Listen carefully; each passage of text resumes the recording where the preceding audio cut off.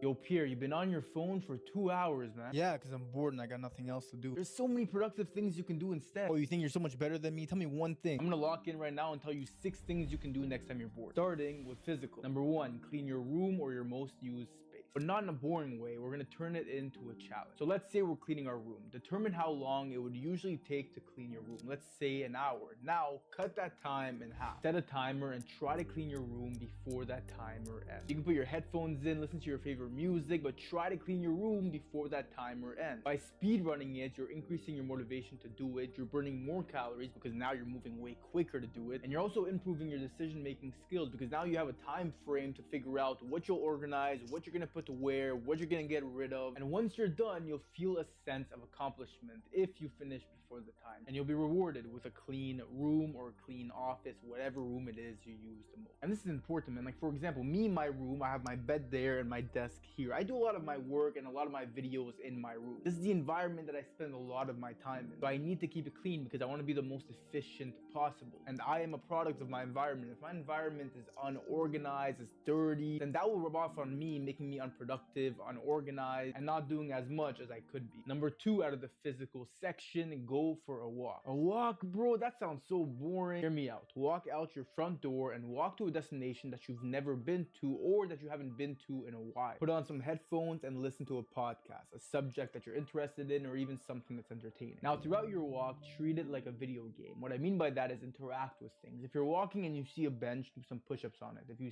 see some monkey bars, do some pull-ups on it. If you see something that looks really cool, then try to take an artsy and aesthetic picture of it. I did this the other day. There's a forest near my house that when I was younger, I used to go there with my friends all the time. We would play some airsoft battles there. So I decided to put my headphones on, go there and go for a walk. And it was sick, man. I was walking around, taking some videos. I did some pull-ups on trees. I did some push-ups on the ground. And when I came back, I felt 10 times better than I did before. And by doing this, you're killing so many birds with one stone. You're getting some physical activity in, you're boosting your creativity, you're getting that mental stimulation because you're listening to that podcast with new information. And like I said, you'll come back home feeling 10 times better than you did before. Now, moving on to the mental stuff that you can do when you're bored. The first thing is journal. Because here's the thing, you think you know your strength, you think you know your weaknesses, but in reality, you don't know it as good as you do. So what I want you to do is grab a blank piece of paper, draw a line right in the middle. On the left side of the paper, you're gonna write things I know I do right. And on the right side of the paper, you're gonna write things I know I'm doing wrong. And to make sure you're not lying to yourself or you're not sugarcoating it, I want you to write at least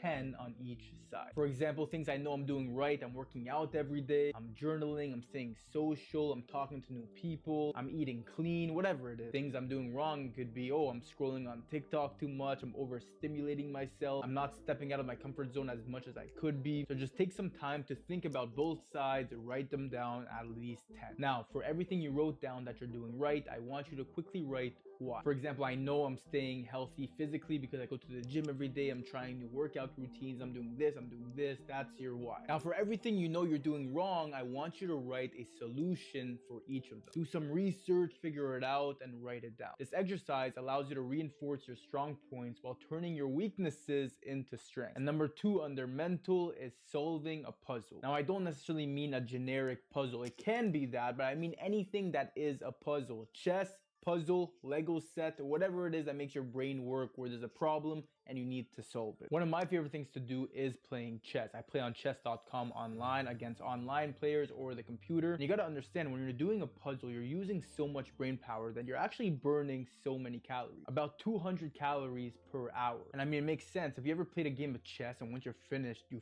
feel mentally exhausted, you're like, whew. Or even after you finish a puzzle and it took you so much time to find the right pieces and where they go. Once you finished it, again, mental exhaustion. You're like, damn, I feel like I just did so much work. And that's good because it brings out benefits such as cognitive skills improvement through problem solving and critical thinking, memory enhancement. You want to remember which pieces go where. If you're playing chess, you want to recall what moves you did, what moves you're gonna do. And another massive benefit of this is concentration and focus. As opposed to when you're on TikTok scrolling and it's overstimulating, you know, there's different videos of 10 seconds back to back to back. When you're solving a puzzle or you're playing chess, you're dedicating your attention and your focus to to one thing for a long period of time. My brother gave me this for Christmas, so next time I'm bored, I'm gonna dedicate some time to putting this Lego set together. This is a form of a puzzle, but this will take me a good like 5 hours to do. So instead of scrolling on TikTok and being overstimulated, I dedicate my focus to one thing, and at the end I get a reward out of it and I can put it in my room. And the last section, financial. The first thing you can do under financial is